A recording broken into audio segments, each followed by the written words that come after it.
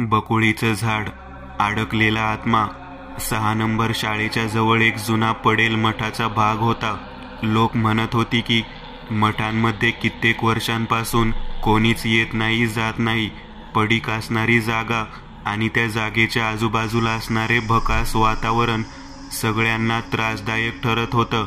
कित्येक लोक आतमधल्या त्या जागेला पाहत असताना बाहेरूनच प्रत्येकाला सांगत होते, या ठिकाणी गेट लावून घ्यायला हवं. जोपर्यंत गेट लावत नाही तोपर्यंत आतमध्ये प्राणी जाणार, घाण करणार आणि त्या ठिकाणचे जे मठाचे पवित्र आहे ते सगळं नष्ट होणार. मनोरमाबाई म्हणून एक बाई होत्या, ज्या 6 नंबर शाळेमध्ये शिकवायला होत्या. त्यांची मुलगी श्वेता माझ्या वर्गातच होती. मी त्यावेळेला श्वेताला विचारायचे की नेमकं आहे तरी काय की ज्यामुळे त्या पडीक असलेल्या मठांमध्ये कोणी जात नाही. तेव्हा मनोरमाबाईंची मुलगी श्वेता माझ्याकडे पाहत म्हणायची, उमेश, तुला प्रत्येक गोष्टीत तोंड घालायची सवय आहे. आपण आता 2 वर्षांनी 10वीला जाणार आहोत. 8वी पासूनच आपल्याला चांगला अभ्यास करायचा आहे, त्यामुळे असल्या गोष्टीत लक्ष घालू नकोस. तेव्हा मी श्वेताला म्हणायचं, कुठल्या गोष्टीत माणसाने कुतूहल दाखवलं पाहिजे, त्याशिवाय शोध लागत नाहीत. गोटे सरांनी काय सांगितलं होतं तुला माहीत आहे ना? त्यावेळेला ती म्हणाली, माझ्या आईकडे डायरी आहे. तब्बल 20 वर्षापूर्वीपासून ती डायरी लिहिते. त्या डायरीमध्ये त्या मठाबद्दल, त्या जागेबद्दल लिहिलेलं आहे. मी ती डायरी उद्या घेऊन येते. आई रात्री डायरी लिहित असते आणि कपाटात ठेवते. ती डायरी घेते आणि उद्या सुट्टी असल्यामुळे तुझ्यासोबत नदीच्या काठी भेटायला येते. श्वेताने तसं सांगितल्यानंतर मी आणि श्वेता दोघेही जण ती डायरी वाचायच्या उद्देशाने तयारच होतो. श्वेताने मनोरमाबाई यांची डायरी रात्री तुरंत आपल्याजवळ ठेवून घेतली आणि जवळजवळ 6:30च्या सुमारास, अगदी दिवस उजळत असतानाच, ती सगळं काही आवरून माझ्यासोबत नदीवर येण्यासाठी तयार झाली. डायरीमध्ये तब्बल 15 वर्षापूर्वीपासून एक घटना लिहिलेली तिने मला दाखवली. बकुळीचं झाड असं त्याला शीर्षक होतं. सेपरेट पानावरती त्याबद्दल माहिती लिहिली होती. आज बकुळीच्या झाडाखाली फुलं वेचायला मी गेलेले होते. हे सगळं काही मनोरमाबाईंनी लिहिलं होतं. त्या बकुळीच्या झाडाखाली फुले वेचायला जात होत्या. तिथे बकुळीची फळं सुद्धा खायला खूप छान लागतात म्हणून लिहित होत्या. पण त्याच वेळेला त्यांनी बाजूच्या भागामध्ये असणाऱ्या लाकडी खिडकीबाबत लिहिलेलं जाणवलं. बकुळीच्या झाडाच्या बरोबर काही अंतरावर लाकडी खिडकीमध्ये चित्रविचित्र आवाज यायचा. मी घाबरलेली होते. आज पुन्हा एकदा आवाज आला. बकुळीचं फूल आणि फळ वेचून आम्ही 6 जणी तिथून निघालो.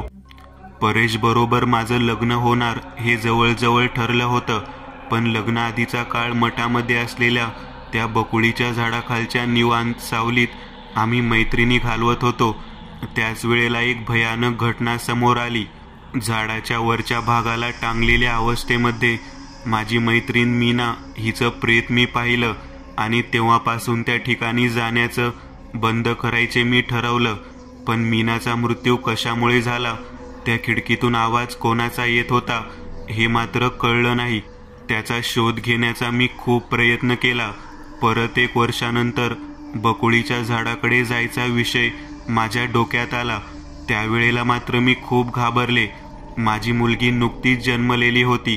श्वेताचा जन्म झाला होता आणि बरोबर 1.25 महिना झाल्यानंतर मी मठामध्ये त्या झाडाखाली बसले आणि पानांचा सळसळत आणि आजूबाजूचा सुवासिक फुलांचा घमघमाट अचानक सडलेल्या घाण वासामध्ये बदलला.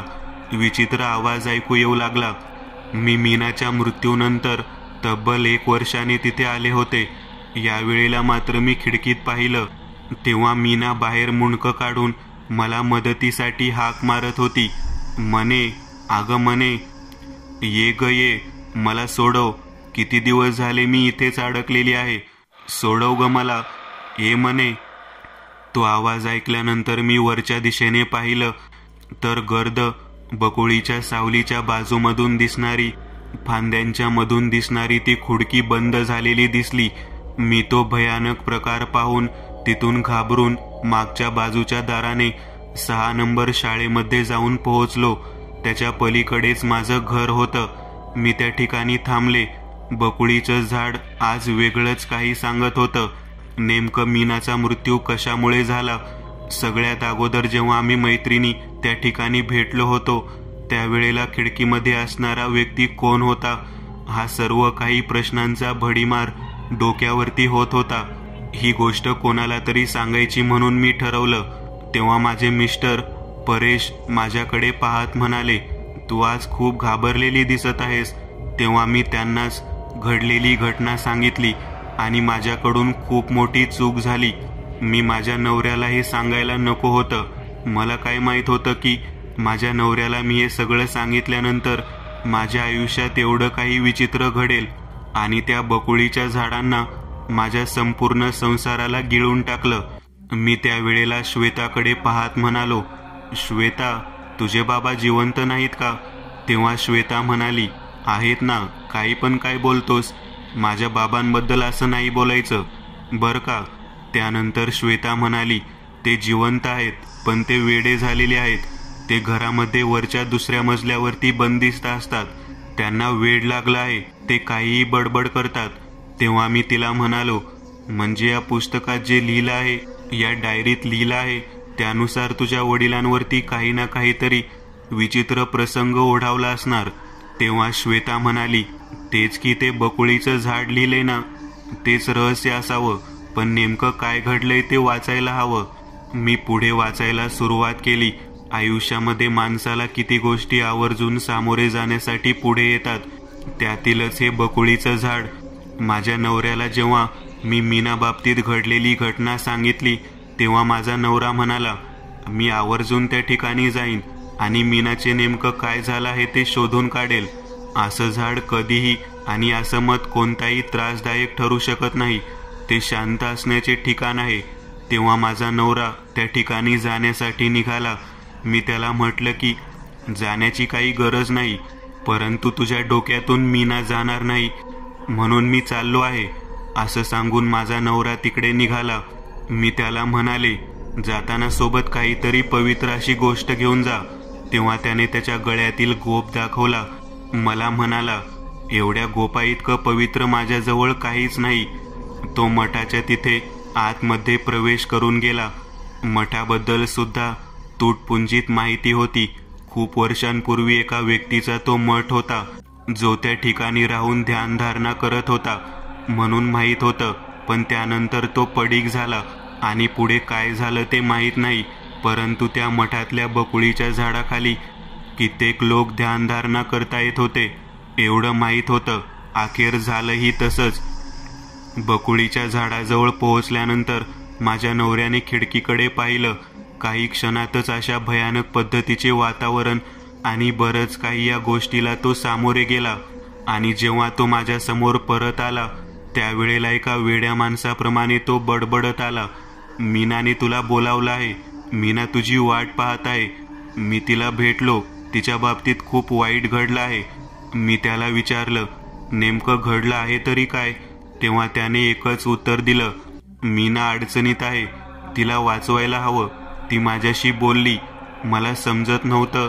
जी माझी मैत्रीण मेलेली आहे त्या मैत्रिणीला बकुळीच्या झाडाखाली बसलेला पाहून, त्या खिडकीमध्ये बसलेला पाहून माझा नवरा असा का बडबड करत होता आणि तेव्हापासून तो तसाच वेड्यासारखा बडबड करत राहिला. तेव्हा श्वेता मला म्हणाली, पुढचं पान वाच. तेव्हा मी पुढचं पान पालटलं. श्वेताने सांगितलेल्या पद्धतीने मी पुढचं पान पलटलं आणि मी आणि श्वेता जागेवर उठून उभारलो. कारण मनोरमाबाई यांनी असं काही लिहिलं होतं की ते एका पॅरेग्राफमध्ये वाचल्या वाचल्या आम्ही दोघेही जण घाबरलो. मनोरमाबाईने लिहिलेलं होतं की आजही माझ्या घरामध्ये माझ्या नवऱ्याला रात्री भेटायला मीनाही येते. तिचा आत्मा येतो. तो आत्मा म्हणतो, तू मला भेटलेला पुरुष आहेस बकुळीच्या झाडाखाली. जो मला पुरुष भेटेल तोच मला त्या ठिकाणाहून बाहेर काढू शकतो. पण तू मला आता भेटायला येत नाहीस. तुझ्या बायकोने तुला बंद करून ठेवलं आहे. मीना माझी मैत्रीण माझ्या नवऱ्याकडून स्वतःच्या मुक्तीसाठी रोज भेटायला येण्याची गोष्ट करत होती. ती रोज रात्री भेटत होती. मी माझ्या मुलीला त्रास होऊ नये म्हणून दुसऱ्या मजल्यावरती माझ्या नवऱ्याला बंदिस्त केलं होतं. मध्यरात्रीनंतर माझा नवरा तुझ्याशी चर्चा करत बसायचा आहे. परेश वेडा झालेला नव्हता, तर तो शहाणा होता. पण प्रेतात्म्याबरोबर चर्चा केल्यानंतर तो दिवसभर वेड्या माणसाप्रमाणे बडबड करत होता. तो मला सारखा म्हणायचा, त्या झाडाखाली चल, मला घेऊन चल. मला नेल्याशिवाय मीना तिथून मुक्त होणार नाही. ती जोपर्यंत मुक्त होत नाही तोपर्यंत मी माणसात येणार नाही. पण माझं धाडसच होत नव्हतं. जर मीना मुक्त झाली आणि तिने माझ्या नवऱ्याला माझ्यापासून जर हिरावून घेतलं तर मी माझ्या मुलीला काय सांगायचं? तिचे बाबा तिला जे दिसत आहेत ते जर निघून गेले तर मी श्वेताला काय सांगायचं? हाच प्रश्न माझ्या मनात सारखा सतावत होता. म्हणूनच मी परेशला कित्येक दिवस झालं तशाच पद्धतीने वरच्या खोलीमध्ये बंद करून ठेवलं. तसेही श्वेताला सांगायची गरज नाही की तिचे वडील हे वेडे आहेत, कारण की प्रत्यक्ष त्यांना तसेच पाहत आहे. हे सगळं काही वाचून झाल्यानंतर श्वेता माझ्याकडे पाहत म्हणाली, किती भयानक आहे हे सगळं. माझे बाबा शहाणे आहेत. माझ्या आईच्या मैत्रिणीला तिथून सोडवण्यासाठी ते विनंती करत आहेत. पण माझ्या आईला ते खूप चुकीचं वाटत आहे. तिला तसं वाटणं साहजिक आहे. माझी आई माझ्यासाठी किती काळजी करते. मी आणि माझी आई आणि माझे बाबा या तिघांचं विश्व किती वेगळं असलं असतं. नेमकं कसं करायचं सांग तू, सांग मला. श्वेता बोलत होती. मी तिच्याकडे पाहत म्हणालो, आपण काय करू शकतो? तुझ्या आईला जर कधी ट्रेनिंग असेल आणि ती शाळेच्या कामानिमित्त बाहेर घेऊन जाणार असेल तर तू तिच्यासोबत जातेस. मग तुझ्या वडिलांना त्या ठिकाणी घेऊन जाणार कोण? तेव्हा श्वेता माझ्याकडे पाहत म्हणाली, तू जाऊ शकतोस ना माझ्या वडिलांना त्या मठामध्ये घेऊन. ज्या ठिकाणी बकुळीचं झाड आहे त्या ठिकाणी माझ्या वडिलांना घेऊन जा. मला माहीत आहे तू जर त्या ठिकाणी त्यांना घेऊन गेलास तर ते त्यांना मीना म्हणायच्या आईच्या मैत्रिणीच्या प्रेतात्म्याला तेथून मुक्त करतील. तिच्याशी चर्चा करून तिला सोडवतील. मग त्यांचं वेड पण निघून जाईल. मला वाटतं की ते त्याशिवाय शहाणे होणार नाहीत. तू करशील ना रे माझ्यासाठी एवढं सगळं? तेव्हा मी तिच्याकडे पाहत म्हणालो, तू काय बोलत आहेस कळतं का? दिवसासुद्धा त्या मठामध्ये जायला लोक घाबरतात. चुकून कोणी जाऊ नये म्हणून लोकांनी त्या ठिकाणी गेट बांधायचं ठरवलं आहे आणि तू मला त्या ठिकाणी जा म्हणत आहेस. तेव्हा श्वेता म्हणाली, म्हणजे तू मला मदत करणार नाहीस तर? असला कसला माझा मित्र तू? तू म्हणतेस म्हणून मी जाईन, पण दिवसा जाणार. तेव्हा श्वेता म्हणाली, अरे माझी आई दिवसा कसं काय तुला घेऊन जाऊ देईल? तेव्हा मी म्हणालो, अगं तूच म्हणालीस ना तुझी आई ट्रेनिंगला जाणार आहे. तुम्ही दोघीजण मिळून जेव्हा ट्रेनिंगला जाताल तेव्हा तुमच्या घराची डुप्लिकेट चावी मला तयार करून दे. मी ती चावी घेतो आणि दरवाजा उघडून तुझ्या वडिलांना वरच्या भागातून खाली घेऊन येतो आणि दिवसाच त्या ठिकाणी घेऊन जातो. तेव्हा श्वेता म्हणाली, दिवसा त्या ठिकाणी काही जाणवेल का? तेव्हा मी म्हणालो, का नाही जाणवणार? तिथे जर काही असेल तर नक्कीच जाणवेल. पण रात्री मी नाही जाणार. मी एकटा तुझ्या वडिलांना कसं घेऊन जाणार? आणि त्यातही तुझे वडील त्या बकुळीच्या झाडाखाली बसून त्या मीनाबरोबर जर चर्चा करत बसले तर मी घाबरूनच मरून जाईल. छे छे, असं काही होणार नाही. तू घाबरू नकोस. मला खात्री आहे तू माझं काम पूर्ण करशील. तेव्हा मी म्हणालो, ठीक आहे, मी काम पूर्ण करेल. परंतु जर तुझ्या बाबांना मी जर त्या ठिकाणाहून परत घेऊन येऊ नाही शकलो तर तुला तुझ्या आईसोबत घरी आल्यानंतर तिथे यावे लागेल. अगदी आईला जरी घेऊन यावं लागलं तरी तुला त्या ठिकाणी यावं लागेल. तेव्हा श्वेता मला म्हणाली, ठीक आहे, मी तसे जरूर करेल. पण त्या मीना म्हणायच्या बाईला तिथून मुक्त करायला मदत कर बर का. मी या गोष्टीला तयार झालो. श्वेताने दुसऱ्या दिवशीच मला साबणावरती छाप घेऊन येऊन चौकामधील चावीवाल्याकडून डुप्लिकेट चावी तयार करून दिली. मनोरमाबाई 3 दिवसानंतर ट्रेनिंगला जाणार होत्या. मी माझ्या मनाची खात्री केली की श्वेताच्या वडिलांना त्या ठिकाणी घेऊन जायचं.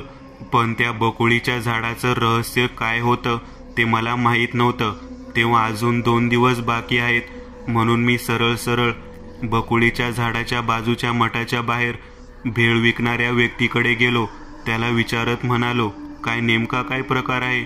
या मठामध्ये जिथे बकुळीचं झाड आहे तिथं कोणी जात नाही. गेट लावायचा विषय सुरू आहे. तेव्हा तो व्यक्ती माझ्याकडे पाहत म्हणाला, काय करायचं आहे तुला? या गोष्टीमध्ये पडू नकोस. तेव्हा मी त्याच्याकडून भेळ विकत घेतली आणि त्याला म्हणालो, अहो एवढी मोठी बिल्डिंग आहे, त्याच्या बाजूला लोक राहायला सुद्धा तयार नाहीत.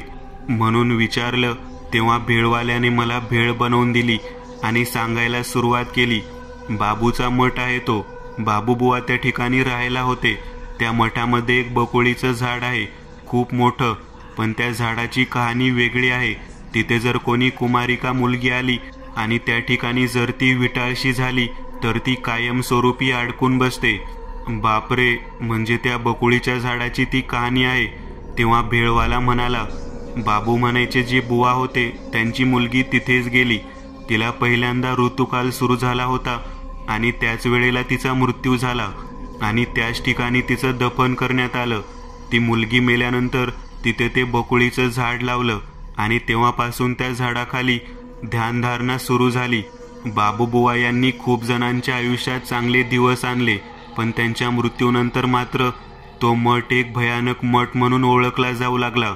बाबूबुवा जोपर्यंत होते तोपर्यंत कोणतीही भीती नव्हती, परंतु त्यांच्या मृत्यूनंतर मात्र तेथे त्यांच्या मुलीचा वावर सुरू झाला. मधुरा नाव होतं तिचं. लोक म्हणतात तिने तिच्यासारख्या कित्येक त्या बकुळीच्या झाडाखाली अचानक मासिक पाळी आलेल्या मुलींना त्याच वाड्यामध्ये, त्या मठामध्ये लाकडी खिडकीच्या आतमध्ये जखडून ठेवला आहे, त्यांचा जीव घेतला आहे. माझ्या डोक्यामध्ये प्रकाश पडला. मी विचार करू लागलो, अरे हे काय, किती अवघड गोष्ट आहे. म्हणजे याचा अर्थ मनोरमाबाई यांची जी मैत्रीण होती, मीना म्हणायची, ती याच ठिकाणी अडकून पडली तर, आणि तिचाही जीव त्याच पद्धतीने गेला. मी त्या भेळवाल्याकडे पाहत म्हणालो, मग ती मधुरा म्हणायची मुलगी मुक्त कसं काय झाली नाही तिथून? तेव्हा तो भेळवाला मला म्हणाला, तुला माहीत नाही रे, तुझ्या बाबतीमध्ये नवीन आहेस. तुला ऋतुकाल, मासिक पाळी यातलं काही ज्ञान आहे का? उगाच मोठ्या माणसासारखं बोलतोस. मी त्या वेळेला म्हणालो, अहो मला कधीतरी माहीत होणारच आहे ना, मग सांगा ना, वाटल्यास मी अजून एक पाणीपुरी घेतो. तेव्हा त्याचं गिऱ्हाईक होतं म्हटल्यावर तो मला बोलू लागला, जेव्हा ऋतुकाल येतो त्यावेळेला त्या मुलीचं औक्षण केलं जातं, तिची ओटी भरली जाते. या कुठल्याच गोष्टी त्या ठिकाणी घडल्या नव्हत्या आणि ती मुलगी तशीच मेली होती. बाबूबुवांना असणारी एकुलती एक मुलगी घरामध्ये कोणतीही सवाष्णबाई नसल्यामुळे तशीच गेली आणि तिची ती इच्छा अपूर्ण राहिली. कदाचित त्यामुळेच ती कोणतीही मुलगी तिथं आली आणि तिचा ऋतुकाल झाला तर त्या कोणत्याही मुलीला ती सोडत नाही असं मला वाटतं. जेव्हा तिथं कोणी तिची ओटी भरेल तेव्हाच हे घडू शकतं आणि हे थांबू शकतं. आता मात्र माझ्या लक्षात आलं, आपण जरी पुरुष व्यक्ती म्हणून परेश काकांना तिथं नेलं तरी सुद्धा मीना म्हणायची मनोरमाबाईंची मैत्रीण मुक्त होणार नाही. या सगळ्यांना मुक्त करण्यासाठी एक स्त्रीच लागणार आणि ती स्त्री तिथे त्या मधुराची ओटी भरेल तेव्हाच ते मुक्त होणार. पण परेश काकांना त्या ठिकाणी न्यावं असं माझ्या मनात आलं. परेश काका तिथे आल्याशिवाय मनोरमाबाई येणार नाहीत आणि मनोरमाबाई आल्याशिवाय तिथे ओटी दुसरं कोणी भरणार नाही. कदाचित मी जे म्हणालो होतो तेच योग्य होतं. श्वेता, तुला आणि तुझ्या आईला त्या ठिकाणी यावं लागेल. मी अगदी ठरवलेल्या पद्धतीने श्वेताची आई आणि श्वेता ट्रेनिंगच्या ठिकाणी गेल्यानंतर त्यांच्या घराजवळ गेलो. साधारण 4 वाजलेले होते. त्या दरम्यान मी परेश काकांना तिकडे घेऊन गेलो. त्यांनी मला पाहिल्यानंतर मला विचारलं, मी कोण आहे? तेव्हा मी त्यांना सगळं काही सांगितलं. तुम्हाला बकुळीच्या झाडाखाली घेऊन जात आहे. तेव्हा ते आनंदित झाले. चल चल, मनोरमा मला तिथे लिहित नाही आणि खऱ्या अर्थाने सांगतो की मीना मला रोज भेटायला येते आणि सोडा सोडा म्हणते. कदाचित तुझ्या मार्फत मला तिथे जायला मिळेल आणि मी तिला सोडवेल.